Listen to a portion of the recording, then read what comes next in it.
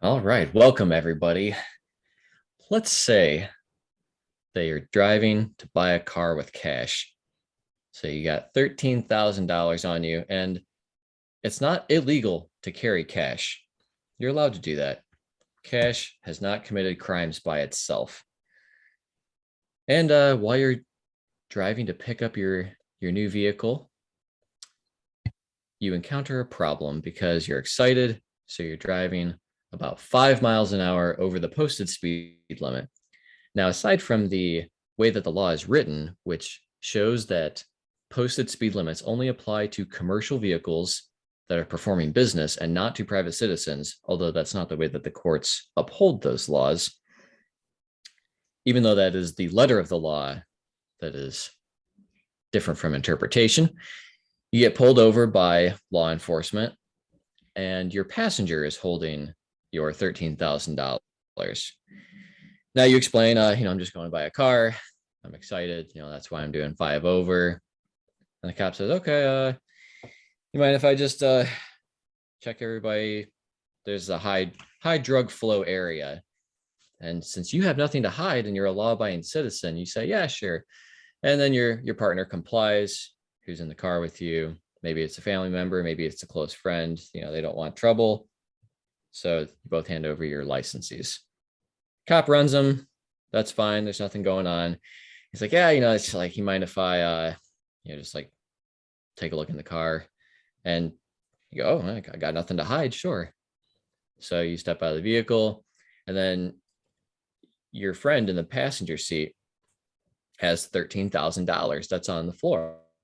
And the cop saw that, or she saw that, or Z saw that when they stood at your window and looked onto the passenger floor. And that's one of the reasons why he asked if he could search inside your car, and you just consented to it. So this is a voluntary interaction.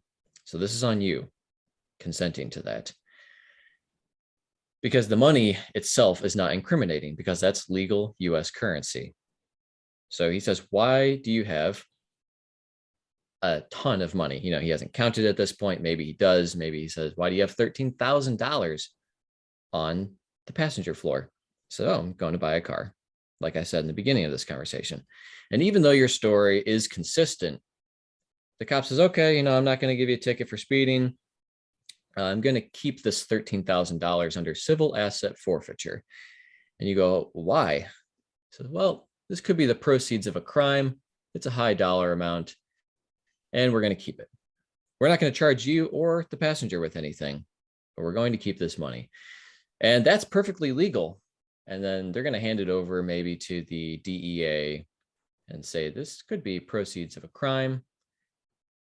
And you just lost that $13,000, and now you have to sue the money. That's the way it's legally written, and take the feds to court, because now that's out of local hands. And the way that it's set up with the law, the feds will kick back maybe 80% to the local agencies, and they just made a nice payday, and nobody was charged with anything. And what's crazy is, you might think, well, maybe they should only be able to keep the money after people have been convicted of a crime. You can prove that that money was implicated in part or in whole to a crime. But that's not the way that everything works out. So you guys just lost $13,000, didn't buy your car, went home very confused, enraged, feeling defeated by a system that has punished innocent people. And that's where we're at with civil asset forfeiture. And you might tell stories like this or hear stories like this, and you think that can't happen in America. You are not understanding it correctly. That can't be legal. That can't be constitutional. That's a violation of the Fourth and Fifth Amendment. And that's not the way that the courts see it. And that's not the way that the court upholds those arguments. Occasionally, very, very rarely, you may win cases like that. Or they could reach out to you, the law enforcement agencies. They could say, hey, listen, we don't have to go to court over this. And how about we give you 50% of the money back? So you can not have a headache of filing legal papers by yourself, or trying to seek legal representation and be dragged through court and receive bills of possibly in excess of what you would have paid in $13,000 to get your money back. if you just gave them 50%, okay, I don't want the headache. I don't want the being dragged through court and having this drag on for years and years or months and months just to get my money back. So I'll just take the 50% cut. And even though I completely disagree with this, at least I got half my money back. But then you just lost $7,500 for no reason.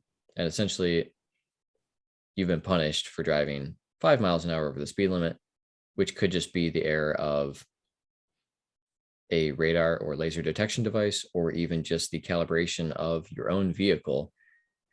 The inflation of your tires could be anything. So civil asset forfeiture, again, is one of those things that people are astonished when they hear stories like this. There are many more of these stories covered in a book called The New Jim Crow by Michelle Alexander. And you can also find plenty of these videos online of civil asset forfeiture. And that's how we're going to start this episode. It's talking about just the insanity of the world that we live in, along with things like pre-employment drug screenings. So what if we did a pre-employment child pornography house search? And you might be thinking, well, that's insane. Well, it's really not that insane. And the formula for this equation is the same. For pre-employment drug screenings, they might say, well, we like you, we want to hire you, but we don't want to hire people who do drugs. So you have to choose to voluntarily consent to this drug test. You can choose to not take a urinalysis, but then we will choose to not hire you. So essentially, you have to take this test, even though there is no probable cause nor even reasonable suspicion to believe that you are doing drugs. And that's the crux of these arguments. There is no basis on which these actions are implemented. So there's no reason to believe that I am doing drugs. So why am I taking this test? And it's a secondary argument that I have to take a drug test to go to work and earn money, but people can receive my money in the form of various government benefit programs, but they don't have to take a drug test to receive the money that I had to take a drug test to earn. And with this child pornography argument, which should be shocking, and that's why I chose that topic, in the same way that pre-employment drug screenings work, where there's no reasonable suspicion, no probable cause to believe that you are on drugs, under the influence of drugs, or have been using drugs in the past within a time window, this voluntary house or apartment search for child pornography, we just come to your house, we search your entire set of belongings, make sure you don't have any child pornography, because we don't want to hire anybody that has that. And that's a noble cause, but where is the basis for that? Where's the basis for? I can understand, okay, I'm at work, I operate machinery, and I appear as though I am operating vehicles under the influence of alcohol or other drugs, maybe even prescription medications, whether or not I even have a prescription for that. Okay, that could endanger someone's safety. And at that time, there is reason to believe that this person may be under those influences and should be tested for those substances. But until those times come, we're just trampling people's rights and entering a surveillance state. And I would argue, as my own personal opinion, it's to institute a particular culture, more so with the drugs, saying, you can go on this weekend and get completely drunk drive, possibly. That's illegal, sure, but you can destroy your body with alcohol, essentially. And then you can come in on Monday and you can carry on with your job. But marijuana, because it stays in your body for up to 30 days, residing predominantly in fat cells, if you went on vacation and in a very safe environment, you consumed or otherwise were high on marijuana 2 weeks ago and no one was in danger, and now you take a drug test and you fail, you could lose your job. So we just live in a very strange society. What do you Yeah. think about that? Well, first off, it's certainly a slimy way to get around the whole presumption of innocence that's supposed to pervade our um, country's ethos involving the criminal justice system. But it seems like increasingly over time, um, this concept of justice, and I could also like marry it with the fact that maybe we have become more just over time, that these types of activities, that especially those that involve just kind of like pure racism on the part of the you know enforcers, let's say, back 100 200 years ago, certainly more prevalent, I think, than today. I'm not saying that's, it's not perfectly wiped out or anything like that, but I actually tend to think that there has been less racism over the years in the country. I'm just stating that for a fact. But we also seem to have coupled it with like an increasingly more erosive version of compliance, which The this, cost for it. yeah, yeah, these sort of weird preventative measures, which to me that's where it seems like everything has fallen apart. And this isn't to give any legal advice. We can't give legal advice here. None of us are lawyers, obviously, and it's against many publishing platforms. uh, True. Not legal advice and not financial advice. Do your own right. research. Absolutely. Make your own decisions, because what we have to offer to pass along is just honestly the observations that have been made over the past couple decades we've been around. But it's honestly like you're almost speechless how much you continue once you go down this rabbit hole Hmm. involving the abortive practices of our criminal justice system. I think not that you're led to inescapable conclusions, but you're led to an unfortunate reality in which humans are operating in the way that humans have kind of always operated. The fact that, like, as biological creatures, it seems like we want to be exploitive. And in fact, we're kind of geared that way, I think. For as much as people want to say that, we're this group social identity creature, we tend to compete within our tribes quite a bit, which happens in like every primate group anyway. Just because they live together doesn't mean that they're not also in competition to say like who's in charge, who's like, I don't want to say alpha because we don't have alpha males inside uh, human society. And in fact, Not a lot of not anymore. anthropologists, a lot of anthropologists would say that, well, I mean, I should say there's a branch of anthropology in which those who have studied human primatology have concluded that it's actually the fact that humans are different from other apes because the beta males took over. The beta males being more or less like The maintainers? more or less, yeah. So they're not really like guiding the group; they're preventing the creation of an alpha. They're like preventing a tyrant, more or less. Oh, oh, very interesting. Yeah, there's a British primatologist who talked about this. I wish I could remember his name. I know I kind of went off topic there, but it kind of like led into an interesting sort of like there might be a biological basis for which we exploit everyone else I love in it. I our think it was society. beautiful. It was well, very well said. So it's, in my opinion, like it's not to like just demonize whoever's inside the enforcement group, because I feel like if you were inside the enforcement group, you may also be partaking in the same activity because there's nothing really there to stop you. So if we want to like continuously try to improve upon a society that we live in, we probably want to take these considerations of criticism to heart. I mean, going to jail for a fucking plant is ridiculous.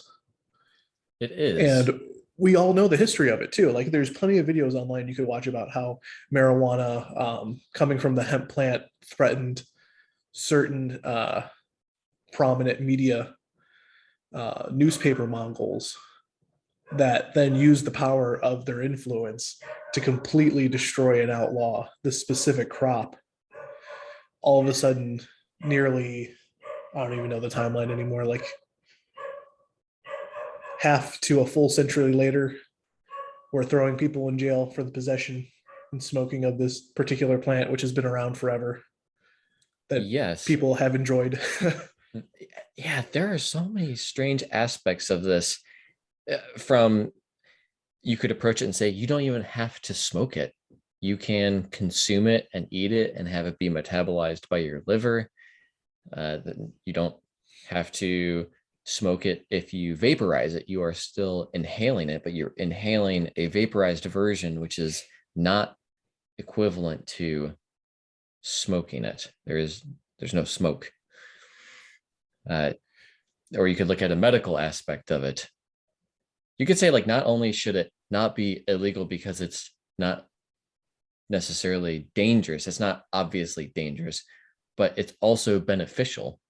On the other side, you can use it for epilepsy because of the way that it calms the nervous system and can prevent or reduce the severity of seizures. It can help people who have terminal cancer and they have anorexia, they're not eating, they're malnourished.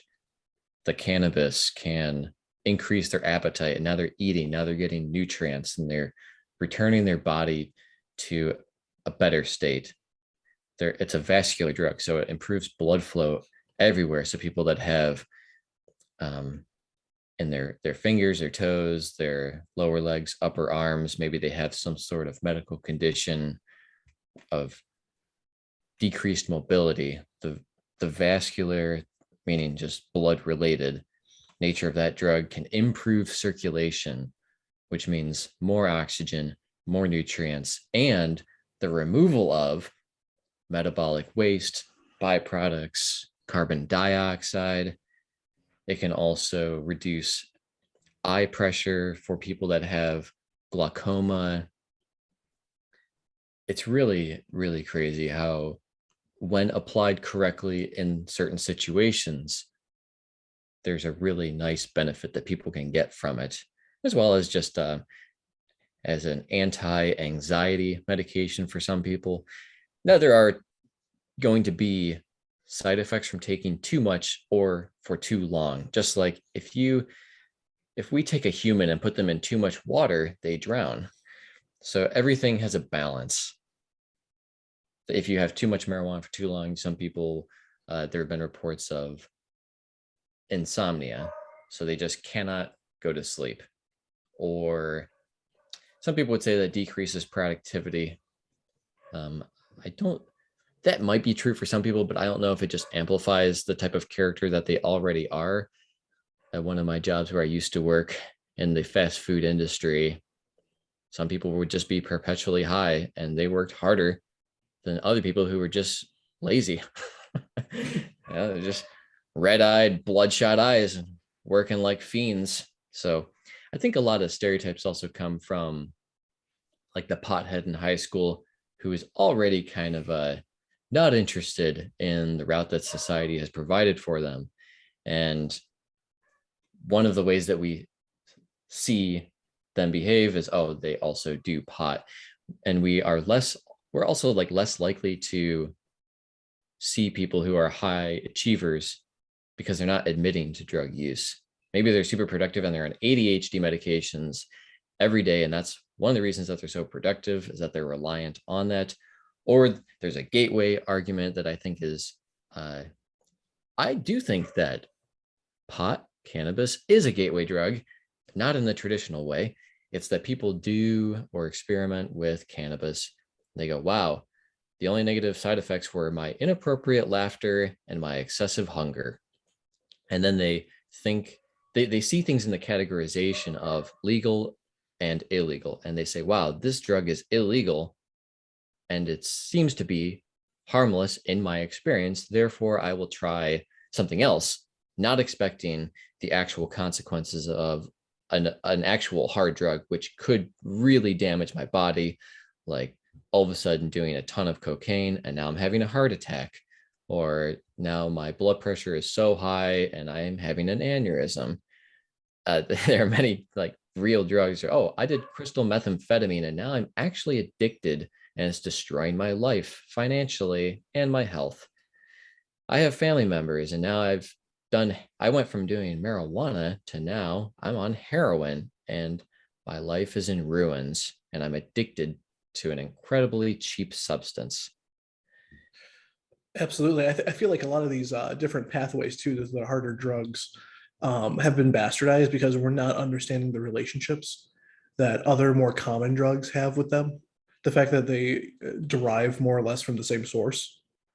You know, the fact that the ADHD medication is related to meth. They are both amphetamines, you know, and they have probably same derivative medications. I don't know that specifically if that's true.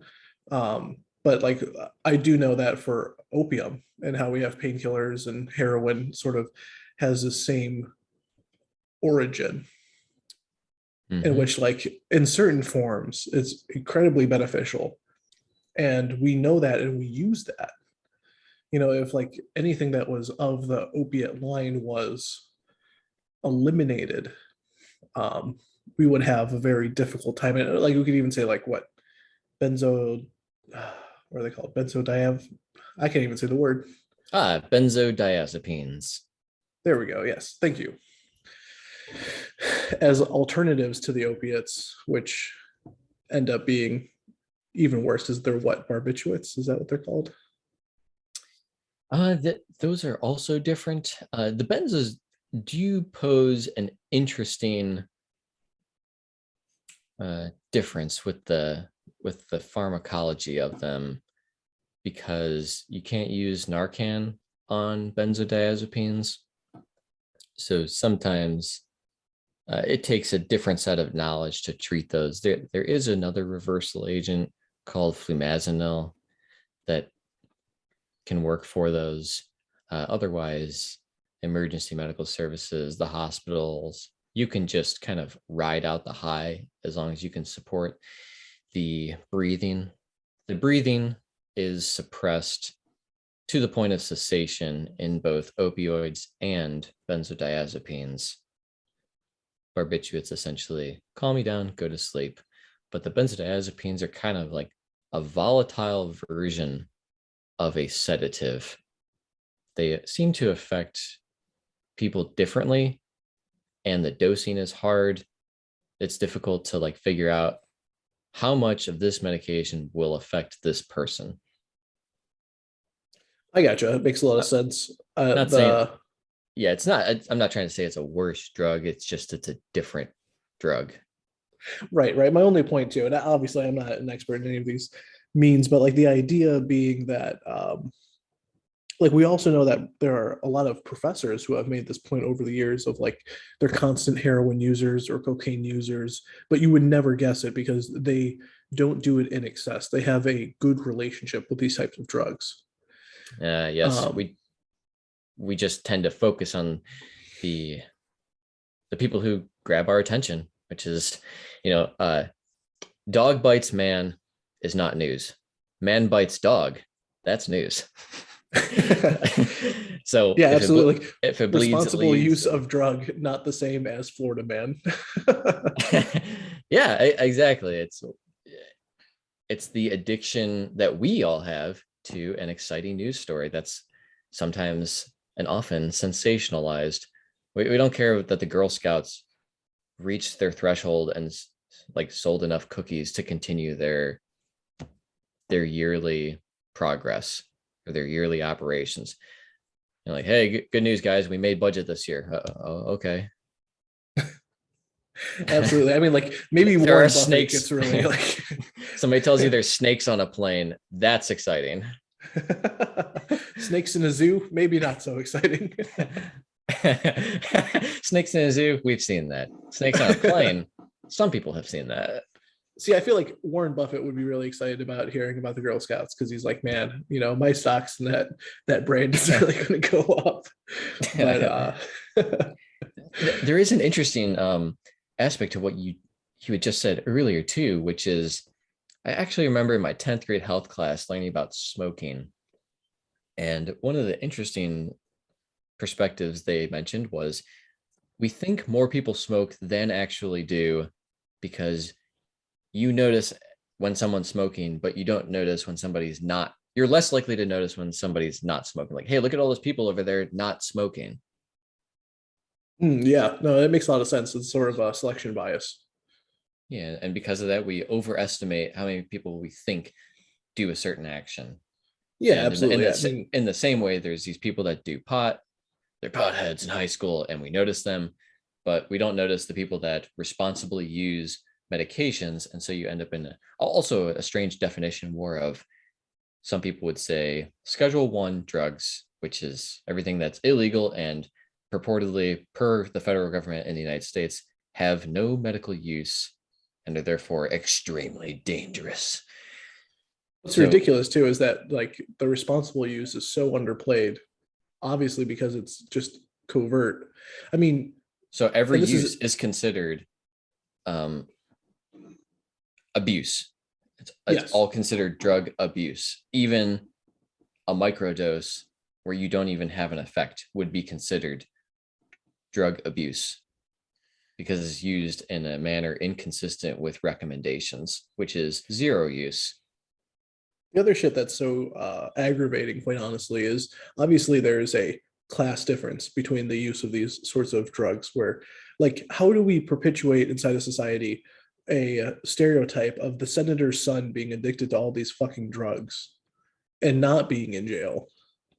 And we just somehow accept this. We have completely become numbed to the sorts of inner workings of our society. I think more or less because we're all just tired. We're tired as shit. I mean, I think we've been overworked and underpaid for so long that we've kind of gone into these cycles of like I can't physically or mentally commit to being interested in any of this shit, even though the effects will be far reaching and will eventually come back to you. They will reach the middle class, and we are already seeing that. The poor class is like the canary in the coal mine for a lot of things. Wow. uh, Whether that's the uh, rate of inflation, um, sort of to predict like a recession or depression, or even the pervasive surveillance use of the enforcement network of our legal system. So I would say that the whole point that we're trying to make here is, and yes, even though it's anecdotal, we know what it's like to be inside a honors program in which most of the people there are using some sort of legal advantage or recreational drug, and it's just like it's in every college. It is And strange. you talk to the professors, and they've done the same thing too. And we completely accept the person until we find out that they're doing this. And then all of a sudden, we have to change everything and take strong action against these types of things. And we do not condone nor support. And we will send this ship, this flaming ship, into the abyss. It's a childish attitude towards these things, I think, of making drugs a taboo instead of extracting all of the relevant nuance from them in a greater conversation. That's why I get like so pissed off with these uh, sort of like religious type conservatives that can't seem to engage on any of these deeper, more fundamental levels, even though they would absolutely support and do support the use of their more medicinal use. I wonder if part of that is a cultural blame. I kind of think of this strange parallel. Alcohol is legal because it's part of our history, going back to like Beowulf drinking mead before he Mhm. slayed a dragon. Whereas marijuana was not part of our customs, cultures, and traditions historically. And as such, since it's an outsider, it could not, it failed to be integrated into our mainstream society. And one of our presidents seemed to be on record, I think, specifically stating that he could use marijuana to um, essentially scapegoat the hippies because they were against the Vietnam War and people who like to smoke pot and play play a banjo and put a flower in their hair aren't necessarily super excited to go and die in Asia for this country Now, for that wouldn't be the a same pointless fucker war. that took us off the gold standard, would it? We'll let the audience research and figure that one out, or post it in the comments below. Was that the same man? True or false? Yeah, It's very interesting. I'm just like, sometimes I'm just like speechless at how floored the lack of consistency is across these, because that's like what we're aiming for here. We're aiming for some sort of internal consistency across Yeah. the drug use. Yeah, of course, like we don't want people utilizing motor vehicles which are just like, thousands of pounds of metal death that could, maim, injure, and destroy lives. Sure, we don't want that to be in the hands of people who are inebriated beyond a certain operating capacity. Yes. It's And whether that's alcohol or marijuana, as that can and does impair people to a point where they're just obtunded and they should not operate a vehicle. But also, there's a logical, common sense ish argument. I know this is a card stacking argument, it's a carefully constructed argument that I created just to prove this point, which is if every abusive dad who went home and used alcohol as an excuse to just pummel his wife, if he just chilled out on cannabis, how is that not a better outcome? And also, he won't wake up with a hangover and he can just go back to work, be a productive member in society, and he doesn't have to allow alcohol to facilitate his violence that's inside that he's choosing to a degree to express while in combination with his alcohol use. right. I would say that I really do like the formulation of that. I would like to add that this sort of obsession with productivity, I want people to understand that this just benefits the people who own you. Like the whole fact that we have to be obsessed with production. The only people who are obsessed with production are the people who rely and live off of our labor. That's fair. Well, I And mean, I it's a feel like, fair argument. The outcome is not fair, but your argument right, is. right. It's, I think just like, and again, it's pointing to what is the incentive here that we're trying to isolate and organize. It's the fact that all of this stuff is geared towards being productive members of society. But who the fuck are we being productive for? If, our lives have to matter more than just the stuff that we produce, This is just the an utility that provide. It's an incredible point to make, and um, there is a person online who I watch regarding stock market investments, and the stock market is a blood sport and it's a pretty ruthless environment. And his ideas are you cannot become emotionally involved. You can only look at the money. And then he makes a lot of money. And then he tries to do good with his money.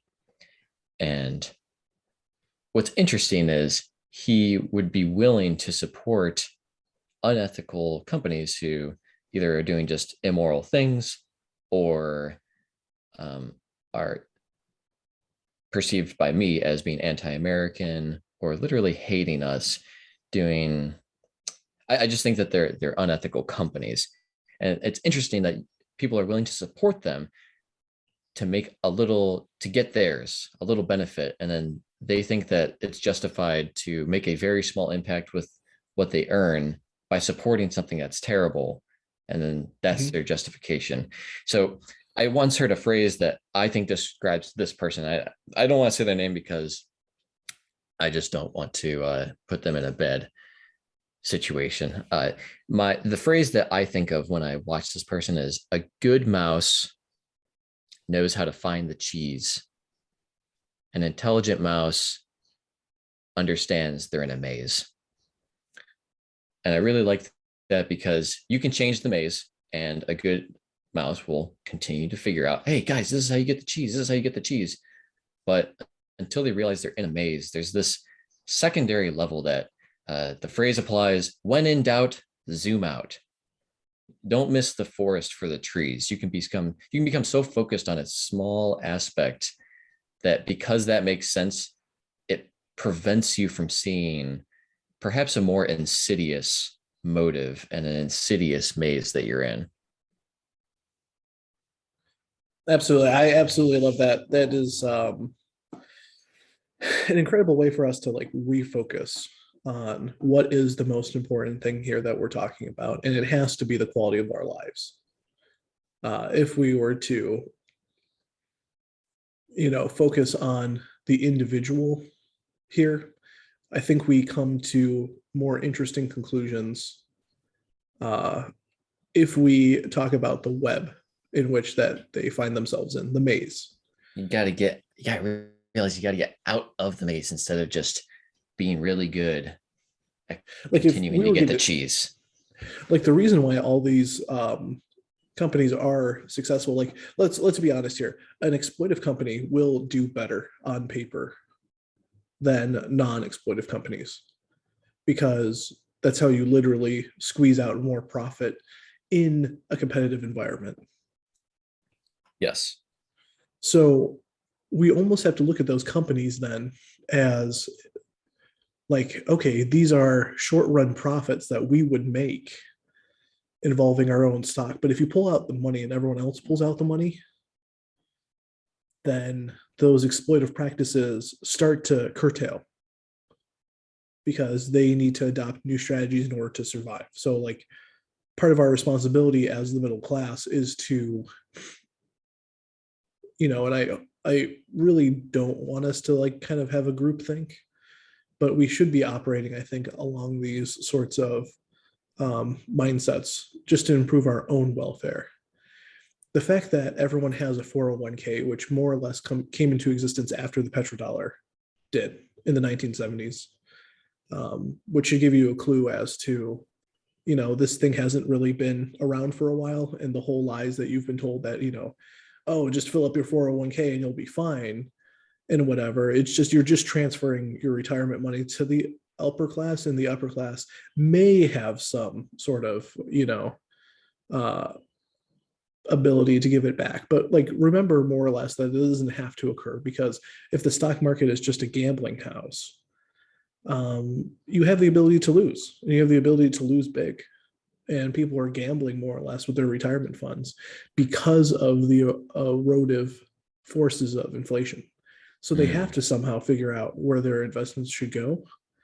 And the middle class needs to invest. They need to invest part of their savings for sure in order to combat that inflation. But what I'm suggesting is that we have to create either new pathways for people to invest into different companies, have some more transparency there. Of course, this isn't going to be 100% viable, but just thinking on the guy who invests in all the terrible companies in order to like somehow, like, his utilitarian function is actually like kind of hilarious. And the fact that he doesn't really recognize it that way is also kind of funny to me in a way. I think It's that's sad, I think but that's an unsettling aspect. I find it disturbing that yes, someone who has been in the industry and is very good at what they do, and they've been there for 30 years, and they don't see that. I could understand, hey, I understand this is going on, and I'm choosing to still continue because this is just how I make money, and I'm sorry. But to not see that, despite that level of expertise, of depth and breadth across the industry, I think is almost shocking.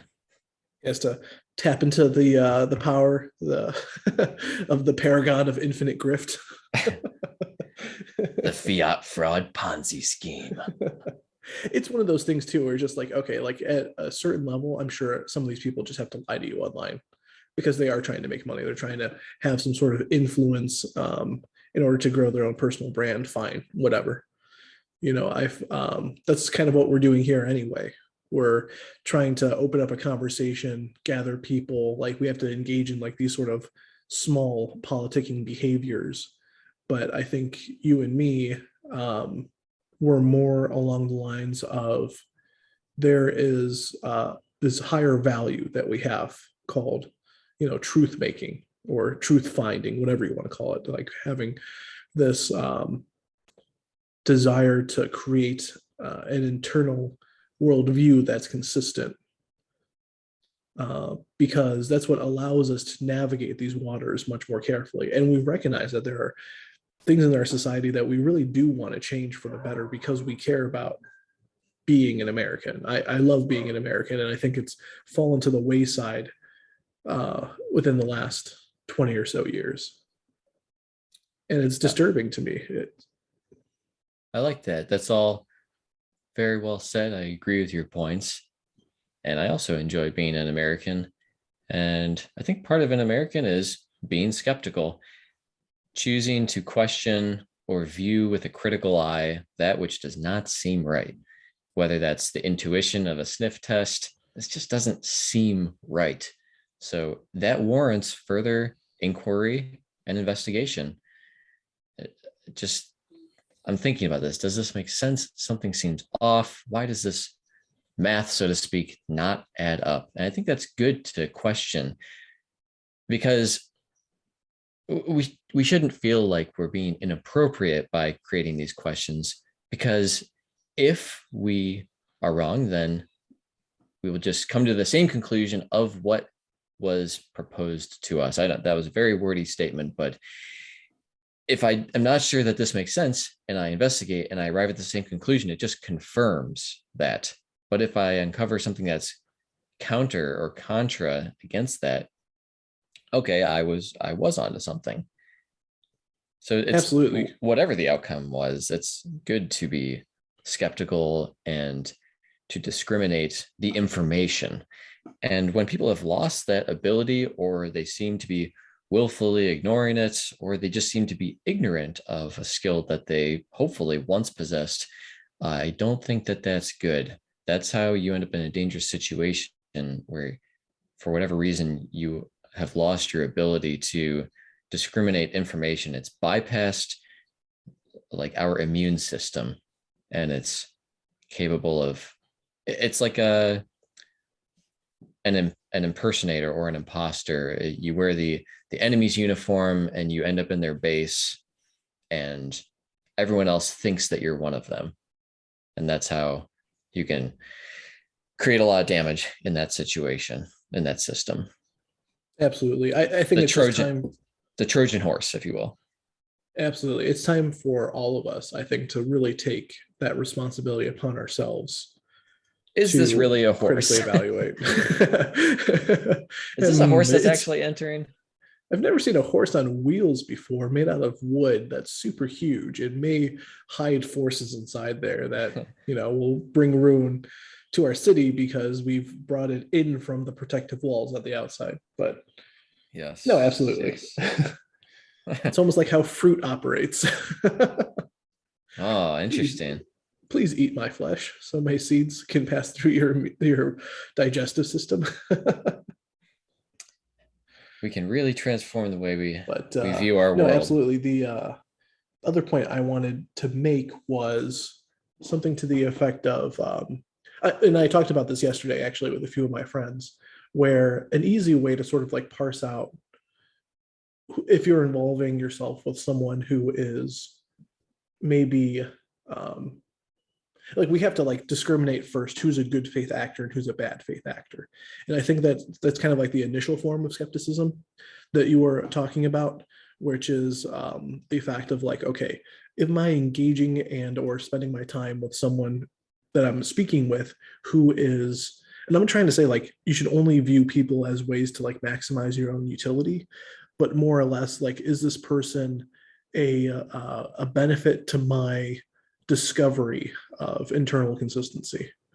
So more or less like having a bad faith actor is going to act in their own self-interest, but they're going to appear as someone who wants to engage in reasonable debate. So we have a bunch of people who I think claim themselves to be these individuals who just want to, bring this stuff to attention, but are really after something very specific. whereas people who discover the metagame, the mouse that finds out that they're in a maze, will engage more or less in like, okay, this person has the opposite opinion of me, but they're arguing in such a way that their mind is still open and they're also in pursuit of this truth. But just like me, they can't tell the difference between these two sides because both sides seem to have very good reasons. So the thing about the drug argument, I think that we come back to is the fact that we see both sides as being like, there doesn't seem to be any reason why the punishment is as harsh and as pervasive as it is. And we know that there are certain historical contexts that have disrupted and bastardized this process that was originally created to just create a more safe and productive society. And then on the other side, we also see the dangers of a lot of these drugs being misused. And we want to protect people, but we also, I think, need to recognize that in a country in which you're supposed to have freedom as your most important value, people have to take responsibility for themselves. All great points. There is a comparison here, honestly, with Spider-Man, where his aunt and uncle tell him, with great power comes great responsibility.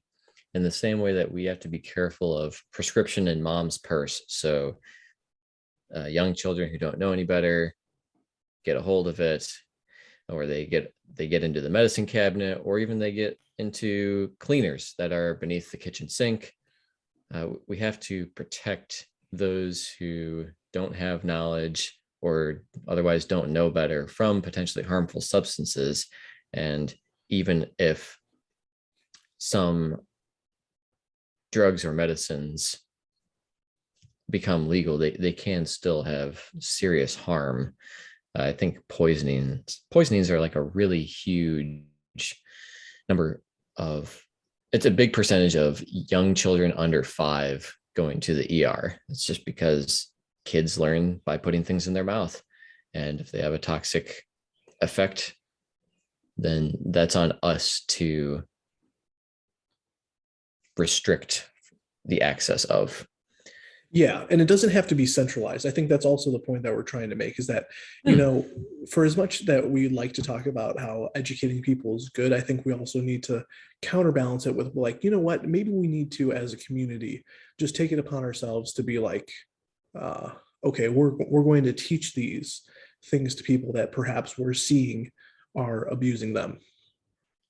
And you can do so in a way in which you're trying to engage with them as a friend. If you approach them as a friend, you don't have to like talk down to people. You can be like, look, I think it's in your best interest to not be engaging these behaviors. And I want to help you through that because I want to be your friend. It's a very reasonable approach. And Mhm. that really gains a lot of people's trust, in my opinion, even if they choose to disregard your advice, or they might accept a partial form of that, or try to take steps or cycle through wax and wane. Just treating other people like a human, like they can understand it and that they are capable, is a good way to go. And I know there are some reservations about our how we view productivity and what the motives are for that, and how they can also be hijacked. But there is also a nice way to simplify arguments by using a productivity argument, especially regarding cannabis. Right now in America, there are people who are serving life in prison for possession of cannabis. And that's strange because it's legal at the state level in many places in the US and decriminalized in far more. But because it's federally illegal, and then there's something called the 3 strikes rule that I believe Bill Clinton actually, it was put into law under him.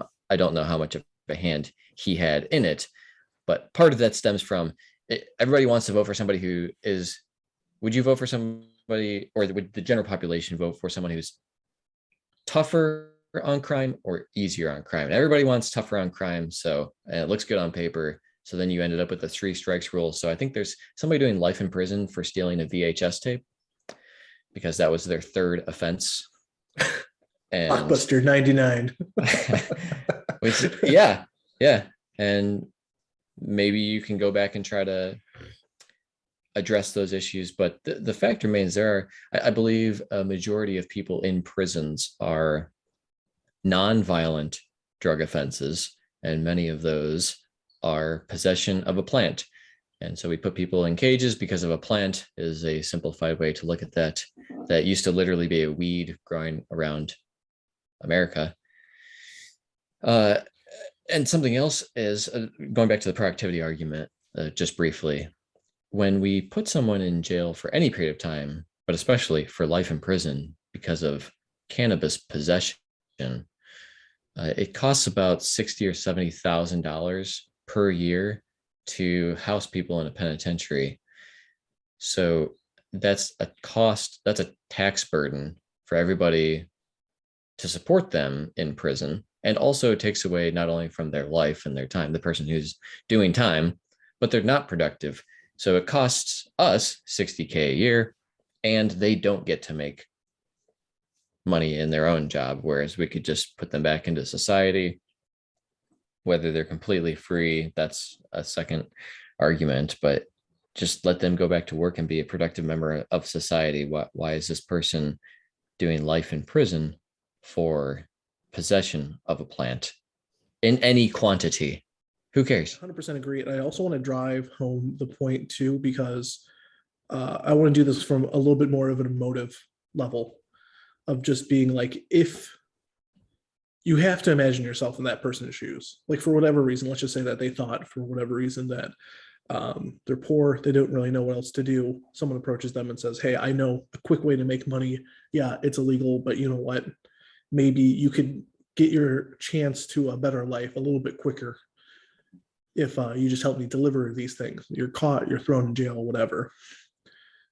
Just imagine yourself sitting there and knowing that for the rest of your life, the only thing that you get, the only life that you get, and you're just sitting there wasting away. Like, how much bitterness would you build up inside you? You know what I mean? Like, you have to put yourself in those shoes. And even though I think, empathy has been overused over the years to or has been weaponized in some ways to kind of make political points, I think empathy here is a very important tool to sort of be like, this is just plain unfair. You can't send people to jail for the rest of their lives for these non-violent offenses. It's completely unwarranted. Like, I understand if you murder someone, that is way, way different, and you have to find a quality difference between these two types of crimes. So, like, even if you're not persuaded maybe by the financial argument, from an ethical argument, you have to be willing to concede that this is just unfair. Is like, you can punish the person, fine them, make them do community service, whatever. But to literally end their life as if they murdered someone, which is what I'm going to tie this to. This is like of the equivalent level of criminal offense. I think you have to do a lot of soul searching if you find that that is sort of permissible. Because I'll say it right now that I think that if you're one of those individuals who are that callous, then I really don't want anything to do with you as a human being. And I actually don't find you that much of a human being that way either. And I don't feel bad saying that.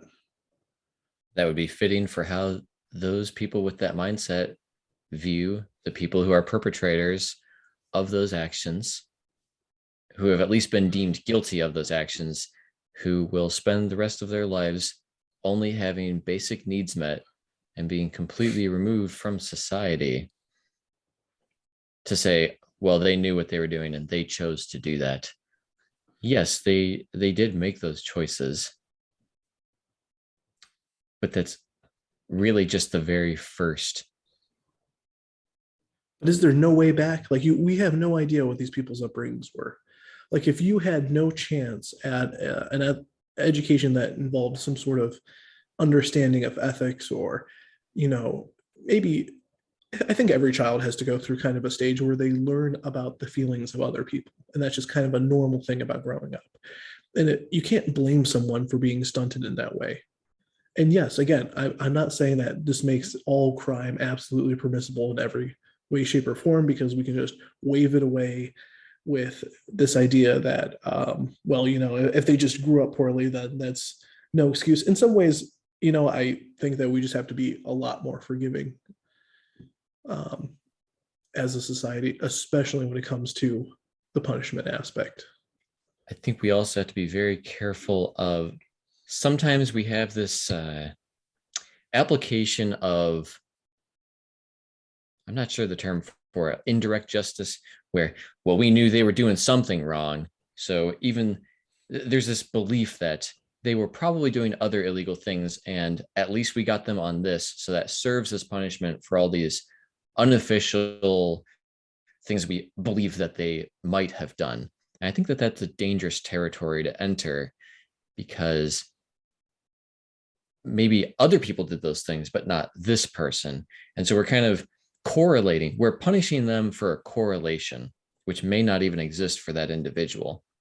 That's yeah, and in our minds, we have to know that that is un-American and should be illegal, and we should be trying to go in that direction. So, like, yeah, there's a lot of things to fix, and I know they can be overwhelming, but I think as a society, we just need to take it upon ourselves to get started. What's the smallest thing that we can possibly do in order to make steps forward in this area? And even if that's just opening up your web browser and learning how to either petition or start, organizing in some way, shape, or form, that's fine. I'm not trying to tell you how to do so, but like, we have to start somewhere. Like, we have people in jail right now that are going through this. Now, I donate to a specific group that tackles that every month. I donate to the Innocence Project, which right now their focus is on death row specifically. Hmm. So they're trying to get people off of death row for cases of which there have been like really bad overstepping of their rights. So the entire legal project therein is analyzing these specific cases in which we already know that there have been problems with the way that they have been um, tried and sentenced. So justice is not perfect. It is not a science. It sure isn't.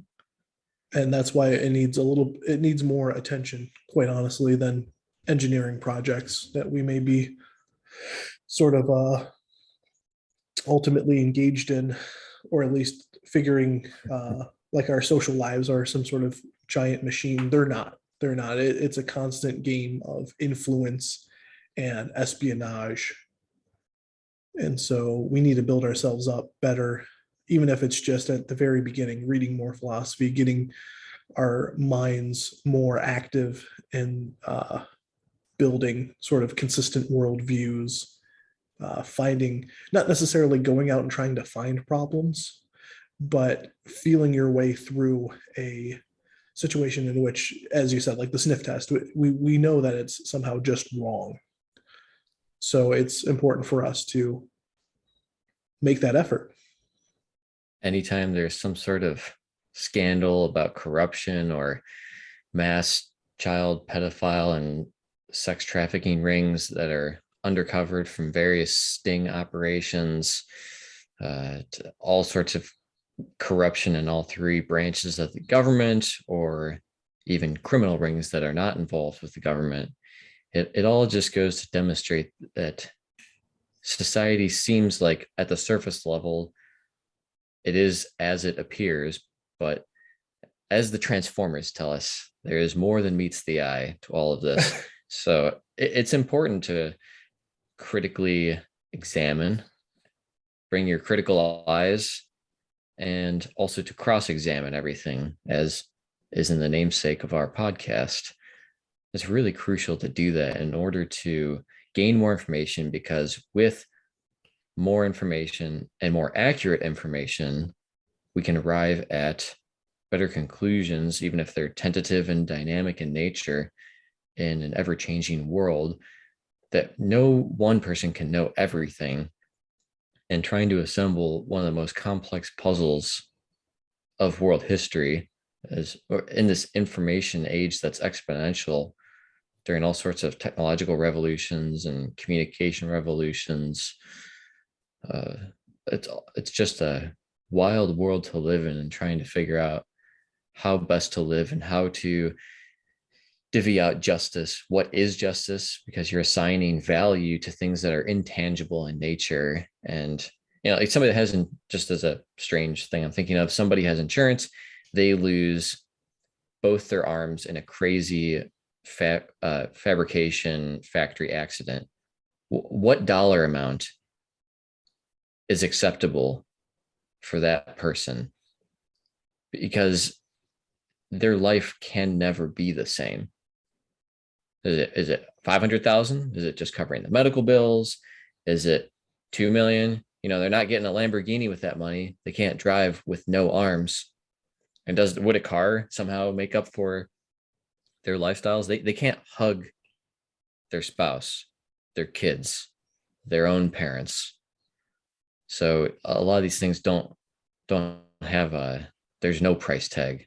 So figuring out what justice is, even for things like accidents, like that guy in the factory gets his arms chopped off. What is justice? How do we get there? I don't know. I think it's a beautiful way for us to end the conversation for today. I just want to say thank you to all of you out there who have listened through this entire conversation.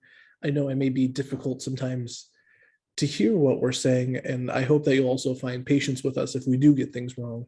Obviously, yes. we're not perfect in any way, shape, or form, but we care, and that's kind of why we just started this podcast.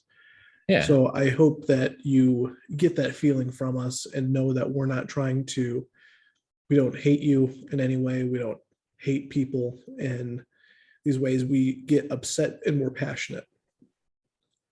And I hope that we're inspiring in some way, shape, or form, or at least at the very least, that there are other people out there who are trying to engage themselves in betterment, that the forces of evil, to put it very bluntly, have competition. If you feel strongly, it means that you have a heart, that you're still human, and that you care. So we hope that you all have a fantastic week, and we can't wait to, bring more stuff to you next time. I hope that we do change your lives in any small way, and hopefully for the better. So take care, and we'll see you next time. Thanks for joining us.